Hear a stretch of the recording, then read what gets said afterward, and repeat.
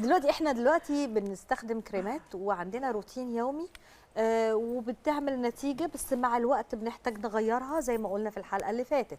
هل في جلسات تانية مساعدة مع الكريمات بحيث ان هي بتعزز الكريم وتخلينا نستفيد منه اكتر؟ الحيرة بتيجي من هي جاية تعمل بوتوكس وعارفة ان الحتة دي بتاعت البوتوكس والحتة دي بتاعت البوتوكس، وفي هنا كمان عشان لو ما بتضحك اللثة يبقى دي منطقة البوتوكس والفيلر والبروفايلو. الفيلر ده بيرفع دي كلها.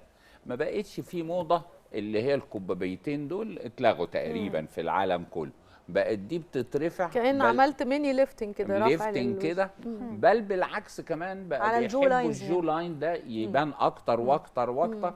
المهم بقى هل ده قبل ولا بعد النضارة؟ هل ده قبل ولا بعد؟ هل النضارة حسب حالة الجلد؟ يبقى هنقولها القاعدة حسب حالة الجلد نعمل ده ونعمل ده احسن واحسن واحسن. والله لو كنت عارف كنت جايب الروز يعني فوشيا كده يا دكتور، بس دايما انت عشان الدنيا تمشي يعني. وهيسيبنا مش هيسيبنا مش هيسيبنا. اللي مهم قوي قوي في الموضوع ان احنا بنعمل توحيد لون اللي هو اليوسرين. اليوسرين اللي اتفقنا عليه وهو ده بيعمل توحيد لون روعه اللي هو بالنهار الكريم النهار وفي منه الصن سكرين الجميل. انما برضو انا ابتدي بيه الاول، اخلي انا التاتش بتاع البوتوكس اللي هنا، وده نصيحه برضو ما حدش يغير النوع بتاعه. يعني انا يفضل طول العمر على نوع واحد من البوتوكس. نوع بوتوكس يعني ايه نوع البوتوكس ده؟ ما حدش، لانها هو جسمها جلدها متعود عليه. طيب ايه اللي كمان غير ان احنا نعمل هنا؟ لو هي عايزه ترفع دي وانا ما انصحش بيها، بتعمل ديفل لوك او استونيشنج لوك. ممكن لليميت بسيط يعني، مش لازم.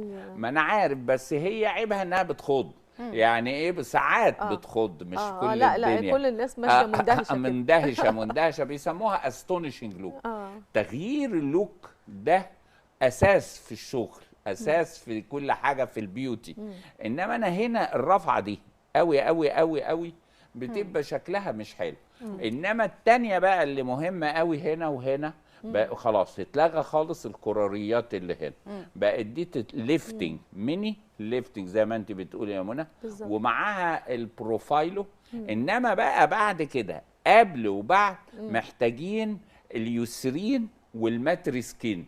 اليوسرين ده نضاره ده بقى بيعملوا ايه بقى باليوسرين؟ حاجه جميله. بعد ما بتخلص الفيلر بنعمل تورو طبقتين من اليوسرين، 1 2 بالحقن برضو بعد الحقن، مش كريمات.